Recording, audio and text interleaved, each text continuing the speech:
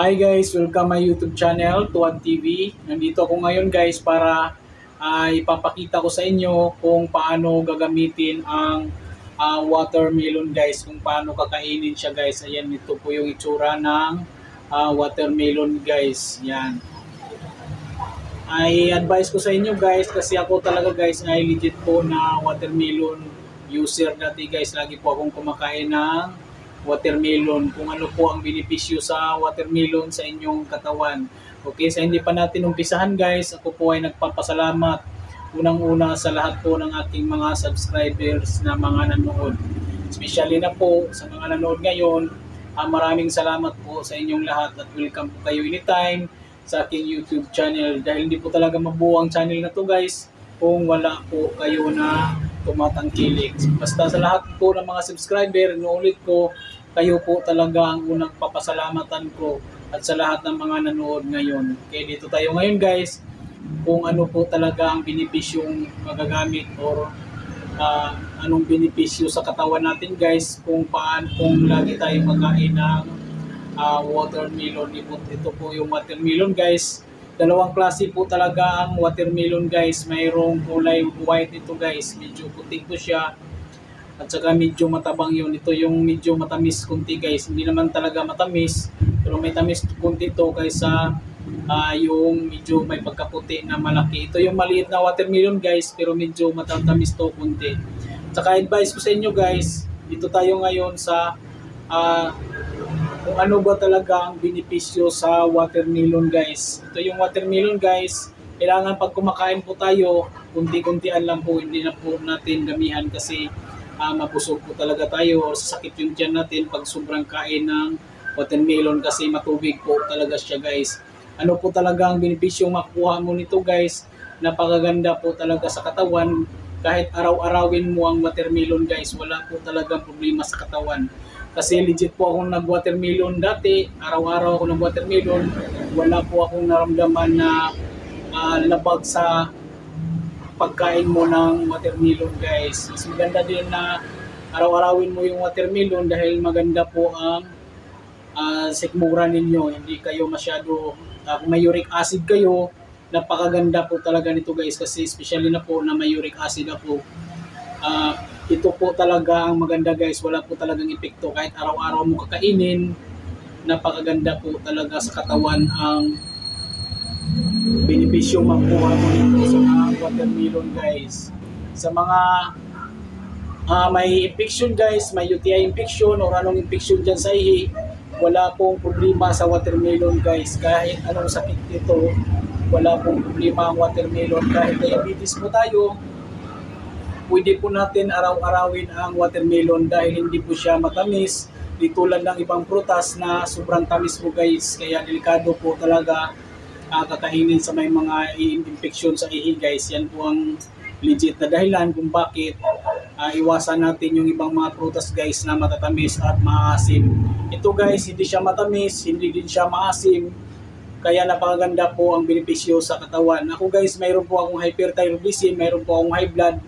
Napakaganda po ito guys, hindi po ako masyado sinusumpong sa itlog ko kapag lagi po ako kumakain ng watermelon. Maganda po kasi ito guys at yan mo, kaya maganda yung giling mo sa kinakain mo pag ito rin ang partner mo sa pagkain mo. Huwag naman masyadong damihan guys dahil hindi po pwede na kahit anong klaseng pagkain, kahit maganda sa katawan guys, magandang dulot sa katawan, pero pag masubraan hindi po maganda. Tamang-tama lang po guys. Pag ganito kalaki guys, na ito na po yung 1/4 niya, pang-apat na slice, siguro ito na siguro yung kainin mo buong araw. 3 times a day na pag ganito kalaki.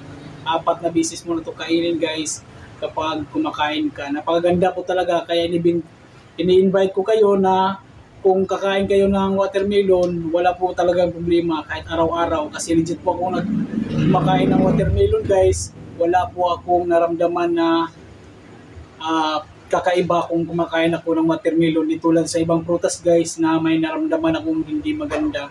Kaya sa lahat ng advice ko guys, sa lahat ng vlog ko dito sa aking YouTube channel, sundan nyo lang lagi guys para kung ano ang prutas na maganda sa katawan ng tao. Basta sa prutas guys, ito talaga pinaka-legit na maganda guys, wala pong kalaban. Kahit diabetes po tayo, wala pong problema kahit araw-arawin po ninyo dahil hindi po ito matamis. Tamang-tama lang po. Kung may tamis kunti, kunti lang po talaga. Hindi siya masyado matamis. At tubig po ang maganda po ang tubig nito dahil marami pong vitamin sa katawan. Kaya napakaganda po araw-arawin ang watermelon guys. Pwede rin yung puti nito guys, may malaki nito. Yun din talaga ang medyo matabang yan guys. Ilagay nyo lang sa freezer kunti. Huwag nyo namang patustirin sa freezer guys na sobrang tigas na, malamig na. Kahit kunti lang. Pag malamig, okay na siya. Huwag naman masyado rin mainit. Kasi pag hindi mo rin ito ilagay sa refrigerator nyo guys, hindi rin to maganda kakainin dahil medyo mainit to guys. Kaya mas maganda ilagay saglit sa freezer bago ninyo kainin. Huwag naman masyadong malamig dahil hindi po maganda sa katawan. Nakakain tayo ng sobrang lamig. Kailangan mild lang po ang lamig at saka mild lang po ang init na kakainin natin. Dahil pag sobrang init din ang kinakain natin, mas lalo pag may high blood tayo, tataas din yung dugo natin. Kasi legit po akong may high blood guys.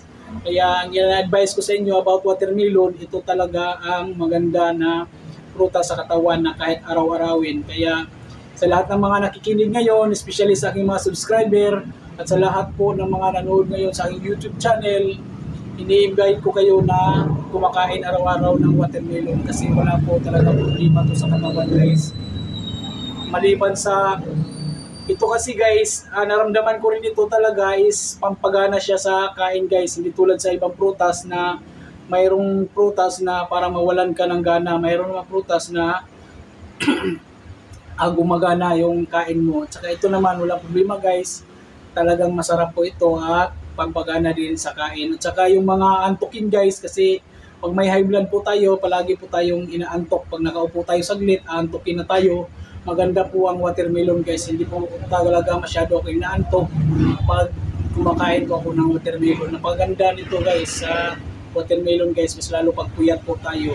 Okay? Pag may naramdaman din tayo guys na hindi na maganda sa katawan natin, kahit araw-araw pa tayo kumain ng watermelon, tapos tama naman yung kain natin sa watermelon, pumunta po tayo agad sa doktor guys. Huwag na yung patagalin kasi lalala pa yung sakit nyo kung anong sakit nyo na meron kayo.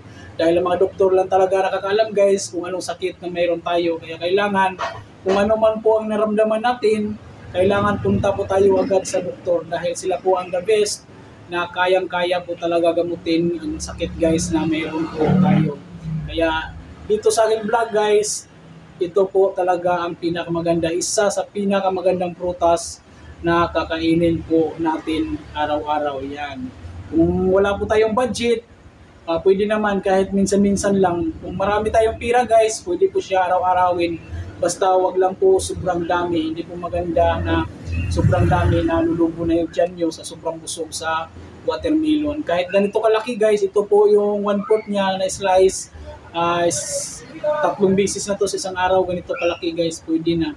Huwag naman masyadong damihan para mild yung paggiling ninyo sa inyong tiyan guys. Maganda po talaga to sa tiyan ng tao. Maganda yung pagdumi mo, hindi tulad sa ibang prutas guys na may epektuhan yung pagdumi mo. Hindi ka masyado makadumi. May mga prutas naman na dumi ng dumi po tayo, pasintabi lang po sa kumakain ngayon dyan. May mga prutas na hindi tayo masyado makadumi. May mga prutas naman guys na dumi ng dumi tayo na halos iba na yung pagdumi natin sa katawan natin. Kasi parang iba na yung pagdumi natin, hindi na maganda. Ito guys, napakaganda po ito about sa pagdumi ng tao guys. Ito yung watermelon guys. Basta tandaan po ninyo, diabetes, wala pong problema sa mga taong may diabetes to guys kasi hindi po ito matabang. Hindi po ito matamis guys, matatabang po ito, may kunting tamis lang. Sa mga may infeksyon sa ihi, walang problema po talaga ito guys. Talaga legit po ito na kakainin natin araw-araw, wala pong problema. Kaya inuulit ko, sa lahat po ng mga nanood ngayon, kung may mga sakit kayong naramdaman na hindi ninyo alam, ay pag-consulta ninyo agad sa doktor guys. Tandaan po natin na ang doktor po talaga ang nakakaalam sa lahat ng sakit, kung ano ang sakit na meron tayo. Okay? Thank you very much po sa lahat po ng mga nanood ngayon. Inuulit ko, welcome po kayong lahat sa aking YouTube channel, Tuwad TV. Thank you very much po.